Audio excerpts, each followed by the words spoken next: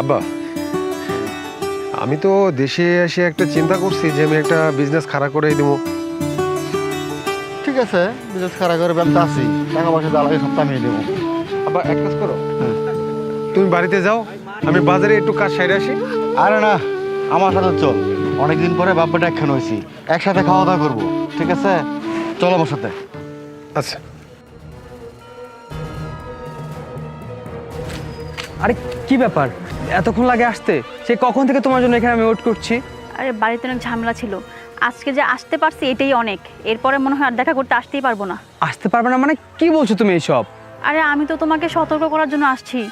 আমার হাজবেন্ড তো দেশের বাইরে থেকে চলে আসছে, 3 মাস থাকবে। তার কারণে আমি আর তোমার সাথে দেখা করতে আসতে পারবো না।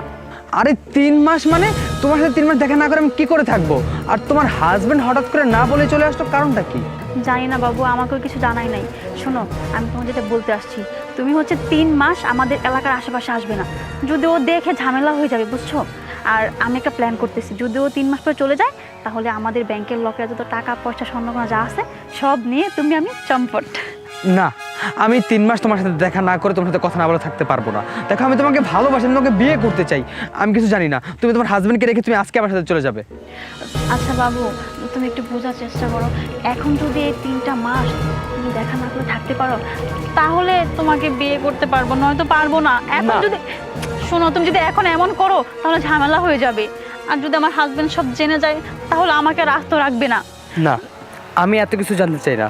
আমি 3 মাস তোমার সাথে দেখা না করে তোমার কথা না বলে আমি থাকতে পারবো না। তুমি বোঝার চেষ্টা করো। আচ্ছা বাবু, তুমি প্লিজ একটু বোঝার চেষ্টা করো না। আমি তো তোমাকে অনেক ভালোবাসি, তাই না? আর আমরা তো বিয়েও করবো, তাই না? এই এই এই ছেলেকে, আরে এখানে কি করছিস? আরে ও তো আমার আত্মীয় হয়। আত্মীয়? কেমন আত্মীয়? যে আত্মীয়র সঙ্গে হচ্ছে নির্জন জায়গায় এসে গল্প করতে হয়? বুঝোস না তুই, বোমাদের আমরা করবো এটা আমি আগেই জানতাম। তার চলাফেরা কাজ কাম আমার কোনো কিছু ভালো লাগে নাই। আর কি করতো জানাস, তোর মার সাথে ঝগড়া করতো এরকম সাজগোজ করে, মাঝে মাঝে দিন কই যেত গা। আর আমরা জিজ্ঞেস করলে কোনো উত্তর পাইতাম না। বাবা, তুমি বলে দাও, আমি এখন কি সিদ্ধান্ত নেব বলে দাও। বাবা, মান সম্মানটা তোর, বাড়ির দায়িত্ব তোর। এখন দেখ বুঝা কি করবি। কপাল ভালো যে আমরা দেখছি, যদি এলাকার লোকজন দেখতো তাহলে তো মান সম্মান কিছু থাকতো, তাহলে এলাকা বিচার ডাক দিত, কত কিছু হয়ে যেত গা। এখন বাবা, তোর সিদ্ধান্ত তুই নে, আমি বাড়িতে গেলাম। কি হলো, চুপ করে আছো কেন? কথা বলো।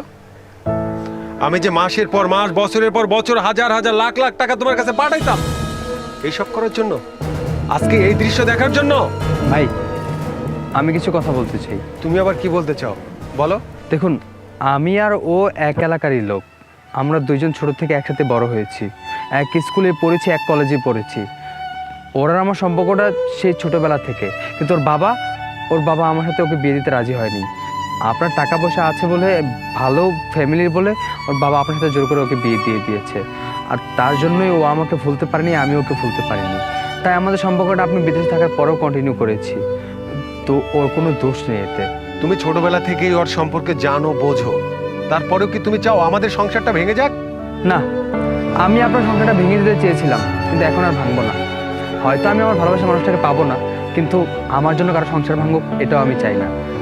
শোনো, তুমি তোমার হাজবেন্ড নিয়ে ভালো থাকো, এটাই আমি তোমার কাছে চাই।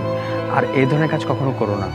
তোমার ভালোবাসা হয়তো আমি পেলাম না, কিন্তু তোমার হাজবেন্ড তোমাকে অনেক ভালোবাসা, অনেক বিশ্বাস করে। তুমি তোমার হাজবেন্ডের বিশ্বাসটা ধরে রেখো আর ভালোভাবে মনোযোগ দিয়ে সংসারটা করো। আমি তাহলে আসি, ভালো থেকো।